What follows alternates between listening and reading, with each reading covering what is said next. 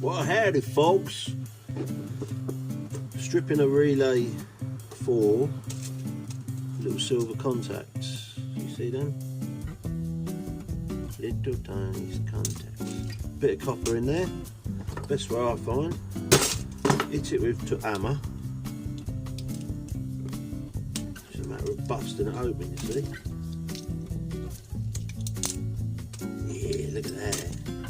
When it comes down to these bits, these little side cutters, and you just go snip.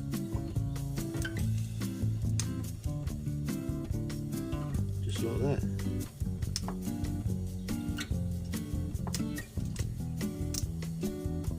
Plastic. And then you're left with all these little contacts. So what we do is we save them in a jar, ready for recovery. So, that's it.